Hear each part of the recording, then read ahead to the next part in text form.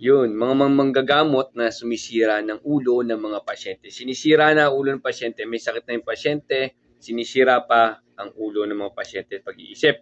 Kaya ito po, pag-usapan natin, no? Ang ating pag-uusapan ngayon, yung mga manggagamot na sinisira yung isip ng pasyente. Tara, gisingin natin yung isip nila. Let's go.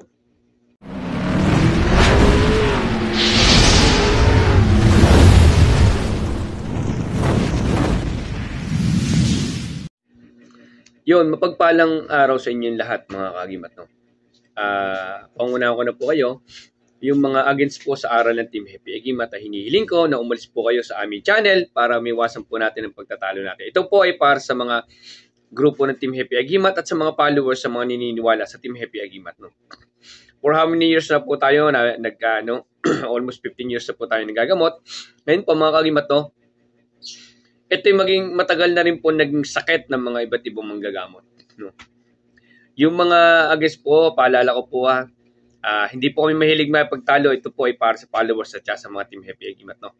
Dagdag aral po sa amin to na sana ay magising po tayo sa mga paninira ng isip ng mga pasyente natin.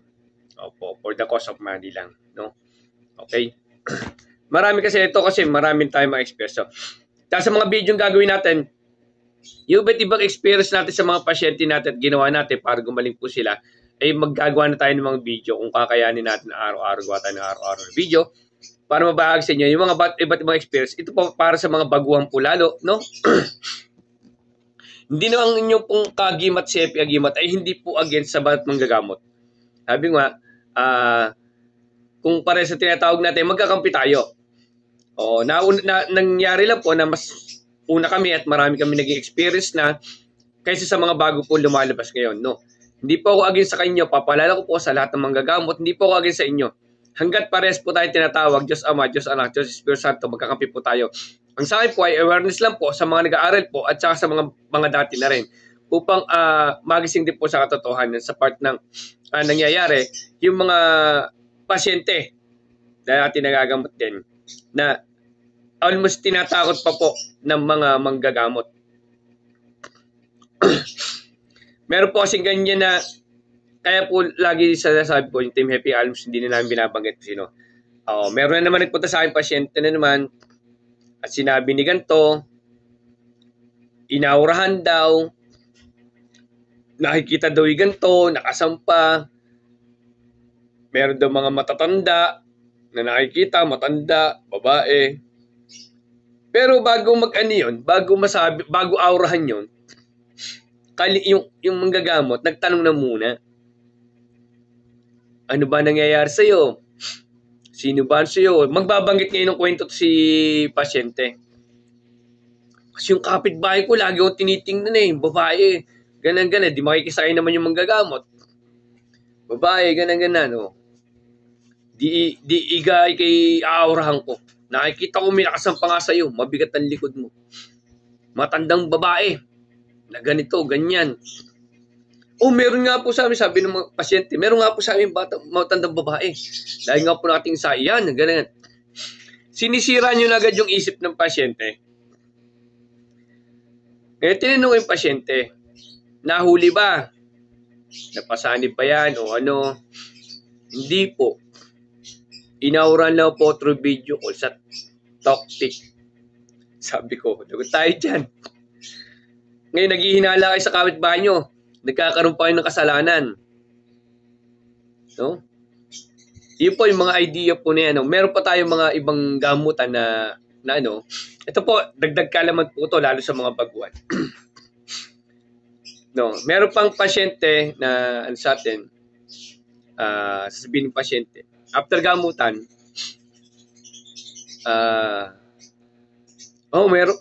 kailangan mo kasi para hindi ka mabalikan kasi malakas yung nakakalaban natin. Pwedeng bumalik yun. Ano pong kailangan namin? Kailangan may pangontra ka. May pangontra ba ho kayo dyan? Meron dito. Sabay benta ng presyo. Tinakot nyo yung pasyente. Huwag nyo tatakutin pasyente. Kung kayo may binibentang gamit, walang problema yan. Ang sa akin lang po, sa aral po namin, huwag nyo pong tatakutan pasyente para kumuha lang po. Diba? Huwag niyo po tatakot ang pasyente. Dagdag protection lang naman po ang mga pangontra niya. Hindi naman niya kayang protekta ng 100% ang pasyente. Huwag po natin tatawad ng pasyente para lang makabenta tayo o para makakumuha sila ng gamit. Iwasan po natin yung ganan. Meron pa po mga pasyente na kalituhan. No? Sa mga pasyente naman to, sa mga pasyente, ang hilig nyo magpagamot ng kay dami-dami, litong-lito na yung isip nyo sa dami nyo pinagpapagamutan. Hindi na mapakali isip nyo. Kung ano na rin binabanggit sa inyo ng mga manggagamot na iba-ibang klase na ng mga nilalang ang binabanggit sa inyo. Kasalanan nyo na kayong mga pasyente yan. Ginulo nyo naman isip nyo. Ngayon, sa mga pasyente naman, pagka ganun pong mahilig sila magbenta agad timano ng mga gamit, at yung mga mag-ingat na lang po kayo. At timano, ang purpose agad nila, bumayad ka agad ng ganito, tsaka magbayad ka ng pangontra para medyo ingat na lang po tayo sa ganun. No? Pero kung may pangontra sila at kusa naman kayo bumili, hindi kayo tinakot, okay lang po yan. Kung gamutan niya, mayroong magbayad timano, may donation agad timano, okay lang po yan. Sa akin lang po, pag yung tinakot kayo. Na kailangan magkaroon pa tayo ng palayok. Gagawin natin ganito, babayaran mo na 10,000. Kasi mga lalagay natin, yun po, mag-iingat na po tayo dyan. Meron pang mga pasyente na mga dumating sa atin, depressed na po. Problemado yung tao. Yung problemado tao, lahat mga galing na sa ibang yan, pag binira nyo lang po ng gana kahit wala pang orasyon, papalaaw na po yan. Magsasabi na yan. Magwawala na yan. Kasi nga po, problema, depressed na po yan. Ayaw na niya yung may makakasamuhan, sabihin pagagamot sila. Huwag na natin pong ipilit na may sanib po sila. Tanungin natin sa tanungan natin, tawasin natin sa tawas natin. No? Opo. Mas maganda po tanungan. May tanungan kayo. Yun po, para awareness lang po sa mga iba't mga kasing may mga nagpupunta sa aking mga pasyente na ganan. Na galing sa ganito, wala po pinabagot ang pangalan ng Kahit po yung galing doon, nire-respeto ang gamutan ng mga yun. Ang akin lang po, pag pare-pares naman tayo tinatawag Diyos sa mga Diyos sa Espiritu, magkakampi naman po tayo. Akin lang po, tinutulungan ko po yung iba na magising po sa katotohanan. Na iwasan nating takot. For more improvement po ito ng mga bawat manggagamot. Lalo number 1 yung Team Happy Agimat at sa mga nag-aaral ng Team Happy Agimat. Isang awareness lang po ito. Huwag natin bigyan ng malalim na isipin pa yung mga pasyente. Ang kumulam sa'yo, si ganito, aawrahan kita. Diba? Huwag na po ganun. Lalo pong nagkakasakit yung pasyente. Kakaisip. Nai-stress yung pasyente, lalo pong nagkakasakit na dapat mabigyan ng ngiti ang pasyente. Sige po, hindi na po babalik niya, ako na po bahala. Siguro din yung kayo bahala na naginawa nyo ng paraan. Naginawa po natin ng paraan yan. Isip po, ako na po bahala, huwag niyo isip, magdasal na po kayo, manalangin kayo, kahit kayo magpasalamat sa akin, magpasalamat kayo sa Diyos Ama. Lagi kayo manalangin. Yun po, mga babahagi nyo po sa kanila, tsaka yung mapapangitin nyo po sila para mawala yung stress nila. Isa pong maganda na po yan na pag napangitin nyo, gagana po paramdam yan. Pero kung uuwi po ang pasyente, excuse me po, uuwi ang pasyente, na may saloobin pa at may dinadamdam pa at may binigay pa kayong pag-iisip sa kanya na pwedeng balikan siya, pag uwi niya ng bahay, isip ng isip yan, lalo siya magkakasakit. At konting lagnatin yan at sumama pakaramdam yan, sasabihin niya na kulam siya. No?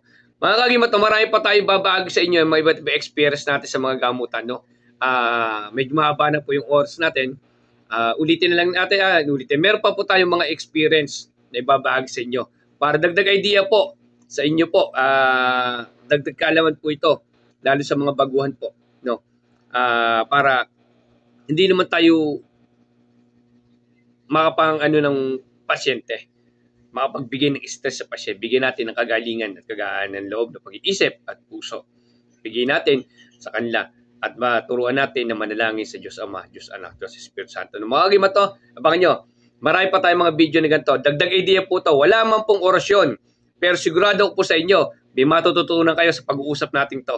Sa kada bahagi ko ng experience sa gagawin natin, ay may matututunan kayo dito na binabahagi ko kahit walang orasyon.